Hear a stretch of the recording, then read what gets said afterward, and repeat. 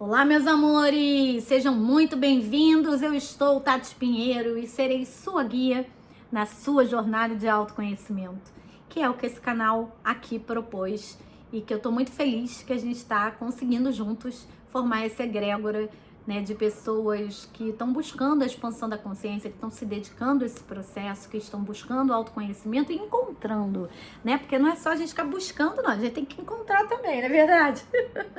Vamos dar continuidade, então, ao nosso Pílulas do Despertar desse mês, que é o livro da Elizabeth Gilbert, Grande Magia, Vida Criativa Sem Medo. Então, vamos lá. Agora a gente entra no capítulo da persistência. Fazendo votos. Quando tinha em torno de 16 anos, fiz votos para me tornar escritora.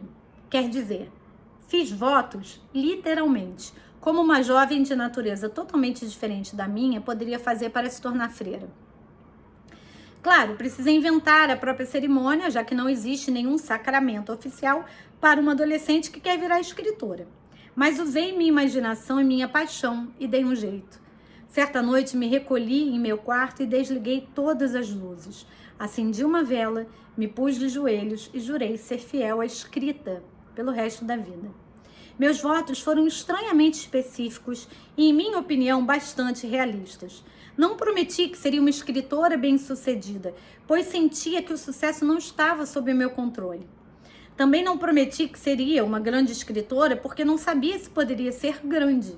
Além disso, não estabeleci nenhum limite de tempo para o trabalho, do tipo, se não tiver publicado nada até os 30 anos, vou desistir deste sonho e encontrar outra carreira. Na verdade, não me impus nenhuma condição ou restrição a meu caminho.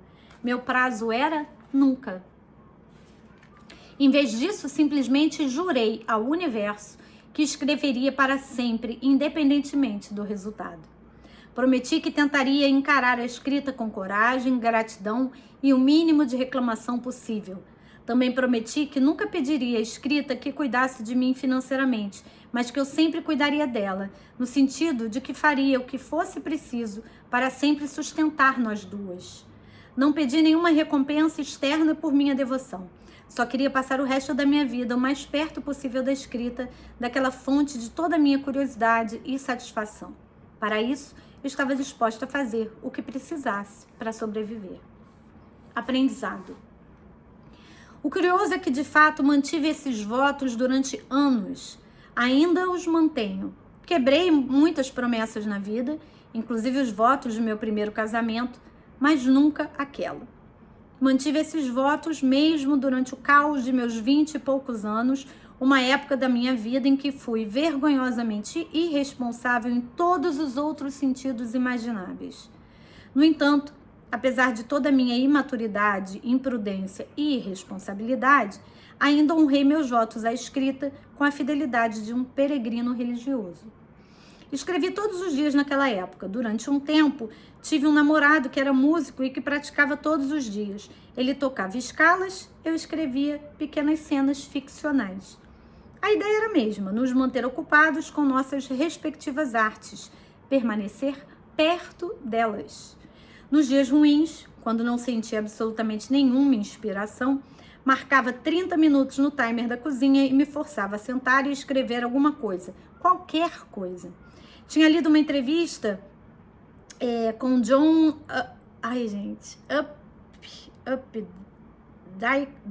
Updike, na qual ele dizia que alguns dos melhores romances já produzidos haviam sido escritos em 1 hora por dia.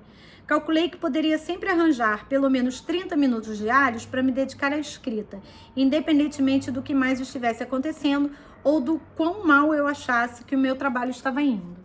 De modo geral, o trabalho de fato ia mal. Eu realmente não sabia o que estava fazendo.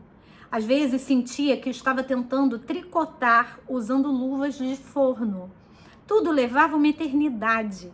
Eu não tinha técnica, habilidade. Às vezes levava um ano inteiro só para terminar um conto minúsculo. Na maior parte do tempo, de qualquer forma, tudo o que fazia era imitar meus autores preferidos. Passei por uma fase de Hemingway, quem não passa?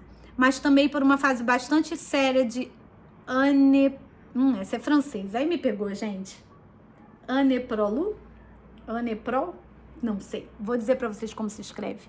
Annie, A-N-N-I-E, sobrenome dela, P de pato, R de rato, O de ovo, U de uva, L de lápis, X de Xuxa. E por outra, um tanto quanto constrangedora, de Cormac McCarthy. Mas é isso que você precisa fazer no começo. Todo mundo imita antes de poder inovar. Por algum tempo, tentei escrever como uma romancista gótica, sulista, porque achava que aquela era uma voz muito mais exótica do que a minha própria perspectiva yankee. Não era uma escritora sulista particularmente convincente, claro, mas isso porque nunca tinha vivido um dia sequer da minha vida no sul. Uma amiga, que é de fato sulista, me disse, irritada depois de ler uma de minhas histórias: você põe todos esses homens sentados na varanda comendo amendoim e você mesma nunca na vida ficou sentada numa varanda comendo amendoim. É muita cara de pau. Bem, fazer o quê? A gente tenta. Nada daquilo era fácil, mas essa não era a questão. Eu nunca esperei que escrever fosse fácil, somente que fosse interessante. E para mim sempre foi. Mesmo quando eu não conseguia acertar, ainda era interessante para mim. Ainda é. Nada jamais me interessou tanto. Aquele profundo sentimento de interesse me manteve trabalhando, mesmo quando eu não tinha nenhum sucesso palpável. E lentamente fui melhorando. A vida tem uma regra simples e generosa. Você melhorará em tudo aquilo que praticar. Por exemplo, se tivesse passado anos jogando basquete, fazendo massas de confeitaria ou estudando mecânica automotiva todos os dias, a esta altura provavelmente seria craque em arremessos de lance livre, ou preparo de tortas, ou em conserto de caixas de câmbio. Em vez disso, aprendi a escrever.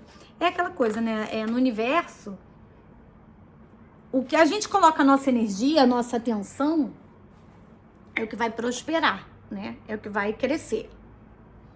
Então, se a gente coloca em projetos que nos levam à escassez, a dívidas ou a,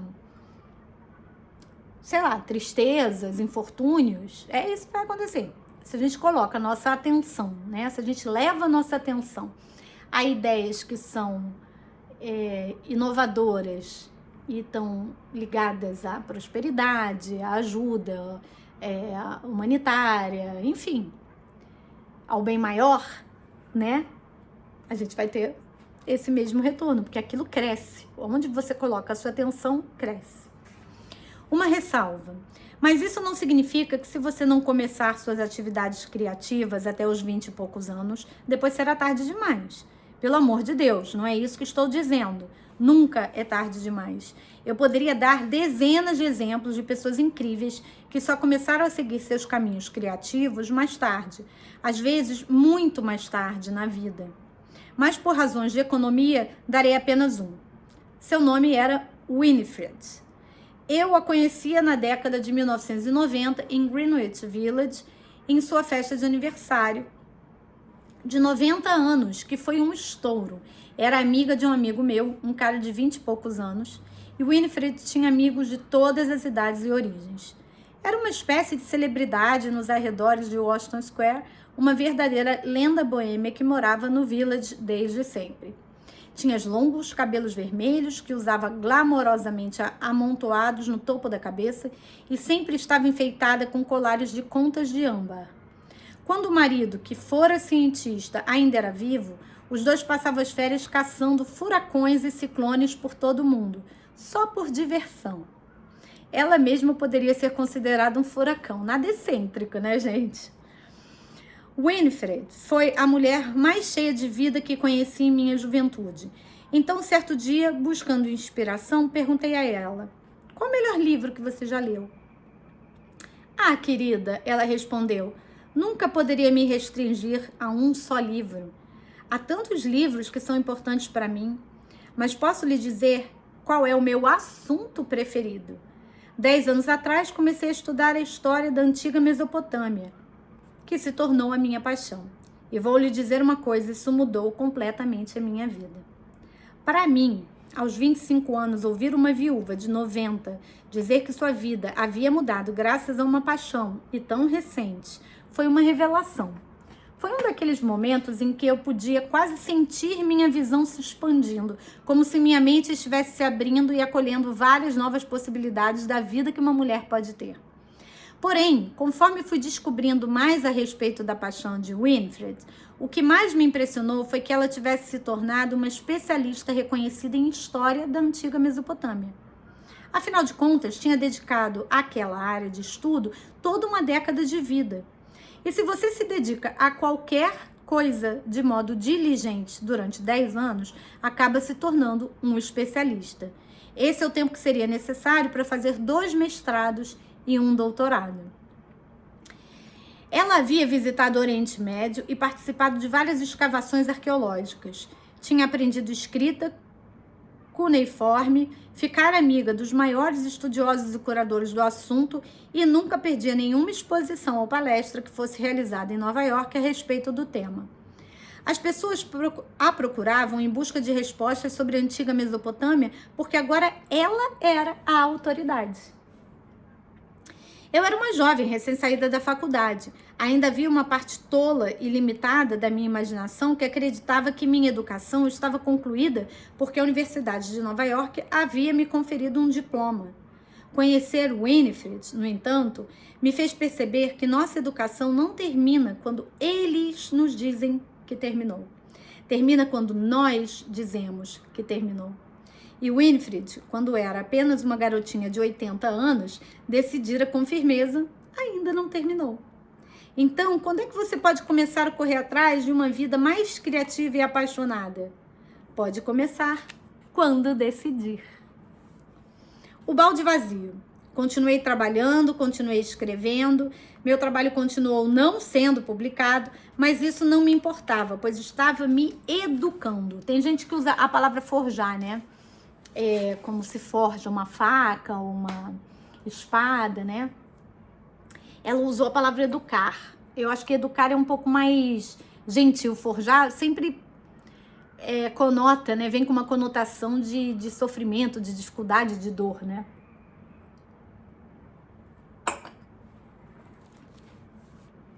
O maior benefício de meus anos de trabalho solitário e disciplinado foi que comecei a reconhecer os padrões emocionais da criatividade. Ou melhor, comecei a reconhecer os meus padrões. Passei a ver que havia ciclos psicológicos em meu processo criativo e que esses ciclos eram sempre muito parecidos.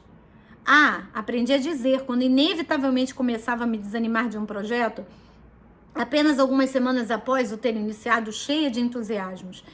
Esta é a parte do processo que eu gostaria de nunca ter decidido me dedicar a essa ideia. Eu me lembro disso. Sempre passo por essa fase. Ou, esta é a parte em que digo a mim mesma que nunca mais vou escrever uma frase decente. Ou, esta é a parte em que fico me criticando por ser uma preguiçosa inútil. Ou, esta é a parte em que começo a ficar apavorada, imaginando que as críticas serão péssimas se esse negócio for publicado algum dia.